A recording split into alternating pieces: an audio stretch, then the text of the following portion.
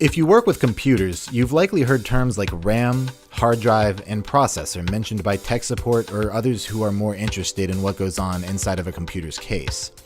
If you've always wondered what the various components of your computer are for, but have never really had the time to look into it, then this video is just for you. While each one of these components is complex enough to spend a lifetime learning about, I'm going to give a very broad and general overview.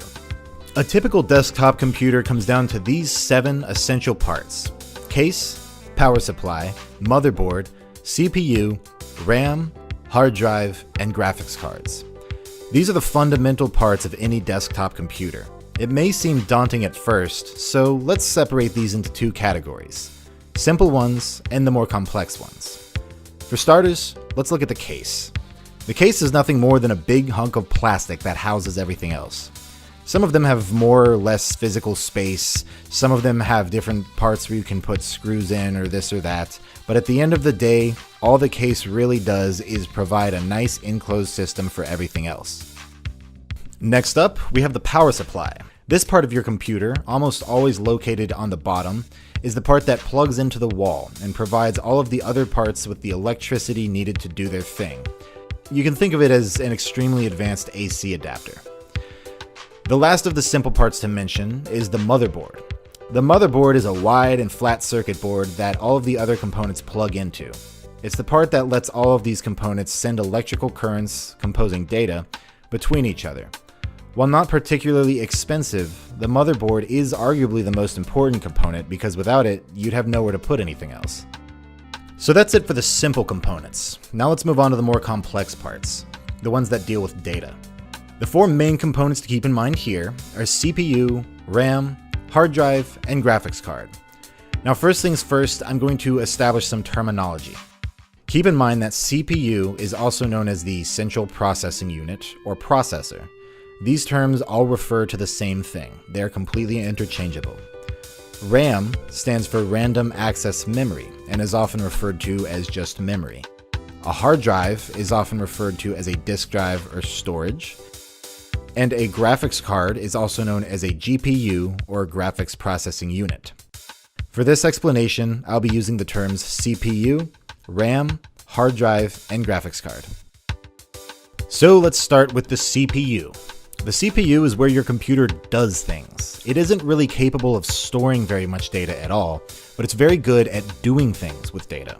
Quickly reading it, arranging it, doing the type of quick and massive calculations needed to run your programs. This is where most of your programs are essentially run from. It's often referred to as the brain of the computer. I personally don't like this description because really your entire computer is just a brain. It's just the center part of your computer's brain. Basically everything that happens in your computer goes through your CPU at some point. Now let's talk about RAM and hard drive at the same time because they have a very unique relationship, which is probably why people often confuse the two. Your hard drive is where all of your data is stored. When your computer tells you you're running low on space, it's because your hard drive is almost full. All of the data that makes up your videos, pictures, documents, project files, or the 3D worlds and models that make up a game are all stored here. While hard drives can store lots of data, they're relatively bad at accessing that data quickly. Everything is accessed through a tiny little wire here, and because most hard drives are made up of spinning disks, your hard drive isn't going to be able to constantly give your CPU the information it needs to run certain programs. That's where RAM comes in.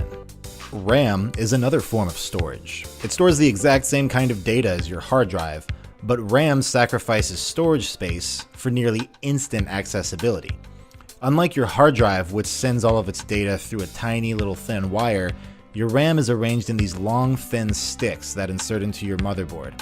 Think about a storage unit. If you have a massive warehouse with only a thin doorway, it's going to be difficult to get in, find what you need, and get out if it's kind of spread all over the place. You'll have to go through a tiny door. But if you have a long, wide storage shed that's got a big, massive garage composing an entire side of it, you won't be able to store as much, but things are significantly easier to get to. Typically, if your computer has 1,000 gigabytes of storage space in your hard drive, it's likely got about 16 gigabytes worth of RAM. Here's where you put the stuff you own but you aren't currently using, And this smaller one is where you put the stuff that you are using and need to be able to get in and out of quickly. When you run a program or a project file, your CPU identifies what parts of data are needed for that program to run. It pulls them from your hard drive, and then it stores them in your RAM sticks for quick accessibility. This is why when you start a new level of a game, for instance, it has to load. Anytime you see loading, it's loading the data that composes that level from your bulky hard drive into your RAM. From a user's perspective, just follow this rule of thumb. RAM allows you to run intensive programs, while disk space allows you to have more of these programs installed. It also allows you to have more of the data they're referencing, whether it be pictures, videos, or mods. And finally, we get to the graphics card. With all of the calculations going on in your computer to turn a bunch of numbers that basically come down to ones and zeros into a constantly updated three-dimensional world, the final and most important and arguably most difficult step is to display that on your monitor.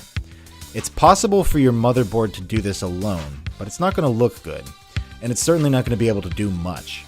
Your graphics card is essentially an entire computer in and of itself, dedicated to the sole task of figuring out what pixels need to light up on your screen, in what color, and at what time. If you were playing a game that had a very busy and high texture world with lots of models and different angles and colors, your CPU is the thing that creates that world. It knows where the stuff is, and it does so with data that's been stored in your RAM, which was loaded out of your hard drive, but it's your graphics card that figures out what it's supposed to look like based on where you're standing in the world. Without getting too off topic here, if you're somebody who likes math, I highly recommend you look up fast inverse square root, which is directly related to how three-dimensional worlds calculate perspectives.